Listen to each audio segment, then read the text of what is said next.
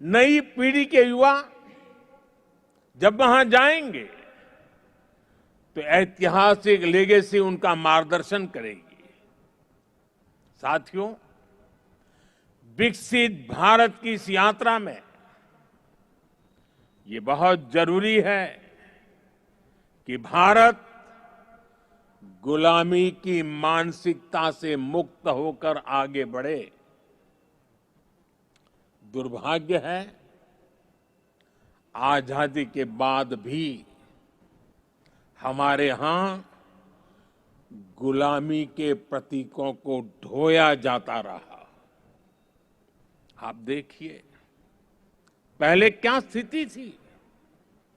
प्रधानमंत्री निवास जहां है उसे रेस कोर्स कहा जाता था। उपराष्ट्रपति के लिए कोई निवास स्थान तय ही नहीं था।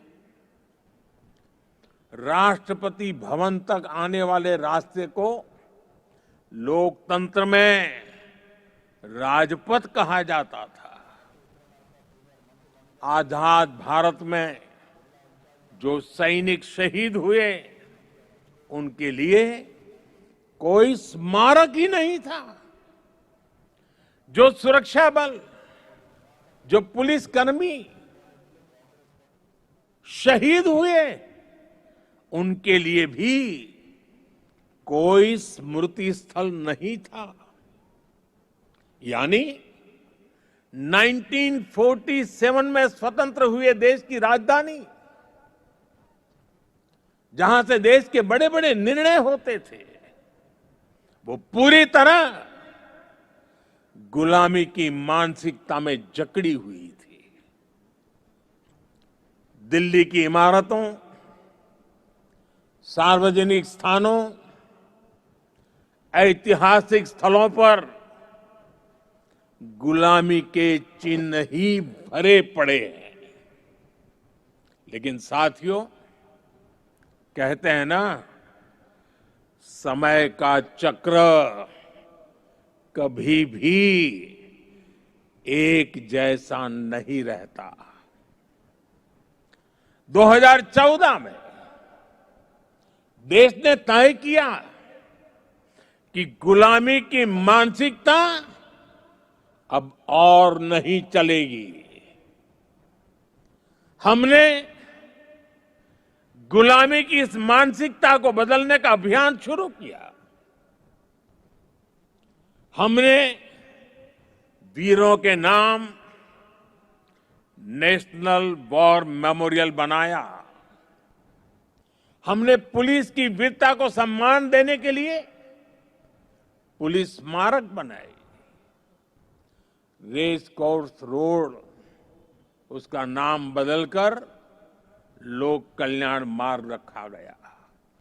और ये केवल नाम बदलने का निर्णय नहीं था, ये सत्ता के मिजाज को सेवा की भावना में बदलने का पवित्र प्रयास था। साथियों, हमारे इन फैसलों के पीछे एक गहरी भावना है, एक विजन है। ये हमारे वर्तमान, हमारे अतीत और भविष्य को भारत के गौरव से जोड़ती है। जिस जगह को पहले राजपथ के नाम से जाना जाता था, वहां न पर्याप्त सुविधाएं थी, न आम नागरिकों के लिए समुचित व्यवस्था। हमने उसे कर्तव्य पथ के रूप में विकसित किया। आज वही स्थान परिवारों, बच्चों, देश भर से आने वाले नागरिकों के लिए एक जीवंत सार्वजनिक स्थल बन चुका है। इसी परिसर में नेताजी सुभाष चंद्र बोस की भव्य प्रतिमा स्थापित की गई। लंबे समय तक हमारी राजधानी में अपने महान नायकों की स्मृति को इस रूप में स्थान नहीं मिला था। हमने यह तय किया कि देश की नई पीढ़ी राजधानी के केंद्र में अपने नायकों से प्रेरणा ले। राष्ट्रपति भवन परिसर में भी परिवर्तन किए गए।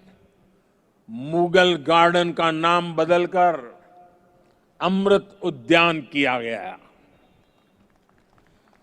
जब पुरानी संसद के पास नए संसद भवन का निर्माण हुआ तो हमने पुराने भवन को भुलाया नहीं, हमने उसे संविधान सदन के रूप में नई पहचान दी। जब अलग अलग मंत्रालयों को एक परिसर में लाया गया तो उन भवनों को कर्तव्य भवन का नाम दिया गया।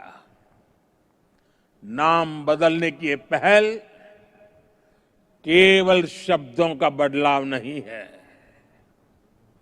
इन सभी प्रयासों के पीछे वैचारिक सूत्रता एक ही है। स्वतंत्र भारत की स्वतंत्र पहचान, गुलामी से मुक्त निशान। साथियों, नए प्रधानमंत्री कार्यालय का नाम है सेवा तीर्थ। सेवा की भावना ही भारत की आत्मा है। सेवा की भावना ही भारत की पहचान है। श्री रामकृष्ण परमहंस जी कहते थे, शिव ज्ञान से जीव ज्ञान सेवा।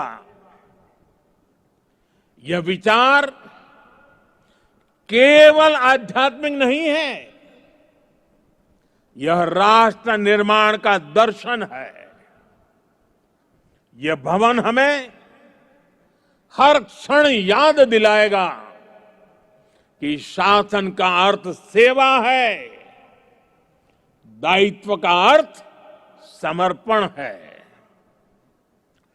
हमारे शास्त्रों में भी कहा गया है, सेवा परमो धर्म, अर्थात सेवा ही सबसे बड़ा धर्म है।